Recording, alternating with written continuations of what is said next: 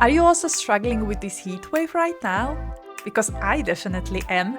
So I decided to turn that into something fun and build the ultimate water park in The Sims 4. A place where Sims can actually cool off, hang out, and just enjoy the perfect summer day. I really wanted this to feel like a real destination with different pool areas, fun splash zones, and plenty of spots to relax in between. Somewhere you'd actually want to spend the whole day. And the best part? It's almost entirely base game. I only used Adventure Awaits DLC for a couple of details. With that said, let's hop into this build! Starting with the overall shell of the building and laying the main pool area, I didn't want everything to feel too boxy or basic, so instead of going with simple squares, I made the pools more rounded to give them softer, more natural shape. While working on the pool, I was already planning where each area of the water park will go, so the space feels open and easy to move around. I also added a few palm trees around the pool to create a tropical atmosphere you often see in indoor water parks. Even though we are only using the Adventure Awaits DLC alongside the base game, I wanted the build to feel like a relaxing little vacation for your Sims. Of course, I couldn't forget about the little ones. I made a separate play area for kids and toddlers using Adventure Awaits playground set, and I even added a shallow pool that toddlers can actually use. Now the whole family has something to enjoy. I also wanted to build a part for adults only because they deserve a little escape too. So I created a separate relaxation area where they can get away from all the splashing chaos and maybe even the screaming kids for a while. I was inspired by a place which I visit quite often, where the whole space is designed to feel very peaceful. The lighting is kept nice and dim, there's a fountain on the sides gently flowing, and the atmosphere is just incredibly calming. I wanted this room to feel like somewhere your Sim could completely switch off, enjoy the bit of peace and quiet, and recharge before diving back into all the fun. I also changed the floor into a wooden one. I think it gave the space more tropical feel, and since I was deciding that I will use just the base game, I created this fountain from the stone which looks amazing in the live mode. During the tours you can judge for yourself. I also placed around these beautiful lights which are shaped in the jellyfishes, which I think gave the space such a nice feel. And of course, no water park would be completed without the bar in the middle. I also went back into an exterior of the build and changed the roofing a little and placed there a skylight which was above the bathroom which I created. We will not see much of the bathroom, but logically it was for me that there should be also some kind of light, and I didn't want to have the windows around because no one should be peeking. So this seemed like a very practical decision.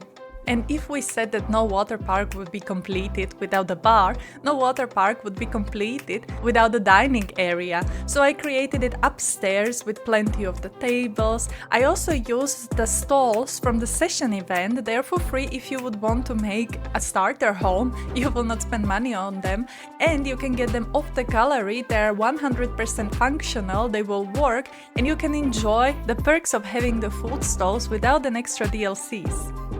I also made a short about it, so make sure to check the link down below. And then outside I created an outdoor pool with the water slides. I know they are not functional, unfortunately. I would love that Sims would give us really the functional big water slides instead of the small ones.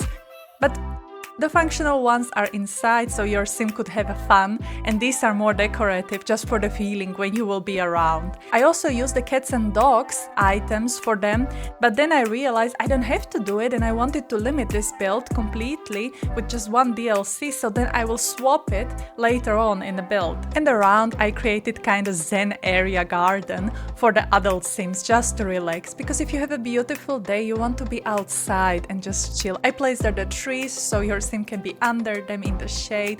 I thought it was very realistic. And this is the moment where I'm swapping the slides for something what Adventure Awaits has. I was trying to make it as realistic as possible, so I placed there the stairs so your sim can get up, but that's the maximum they could go. And then under the big slide, I've placed a cotton candy stall so your small sims could have like a cotton candy. When I was a kid, I loved going into the stalls like this. The only thing which is kind of weird in this build is that I didn't build there a path really to get there. So the vendor would need to swim to his stall to be able to sell the cotton candy. But again, we are in the Sims, so I figured. For some reason, as a last room, I decided to make an entrance. I don't know why this was my decision, but when you are entering this water park, you are passing these beautiful fountains which are all around. In the live mode, I also placed the fountains into the fountain water, and then inside I created like a cash register. I used just a half wall, and then I placed there 2 tables and the computers to make the feeling that it's really there. And in the middle I placed this maquette. I know it's a maquette of the world, but for me, in my mind, it's a maquette of the water park. We can use our imagination in The Sims, like that's the only thing which we can use in this game, since a lot of stuff is not really functional. And then upstairs, as the last part of the water park, I created these lounges or this laying calm area. I saw this in the water park which we are visiting, and it has this red light which somehow should have the healing properties. So in my mind, this is what is upstairs. I'm also experiencing a bug or a glitch or I don't know what, that I cannot change the color of the light. So if you have the same problem, let me know in the comment section, or if you have a solution, let me know. But with that, we are now slowly heading towards the end and the beginning of the tours. This was a lot of fun for me. I hope this was fun for you to watch. If you enjoyed it, consider subscribing. And with that said, thank you, have a nice day, and see you next time. Bye bye!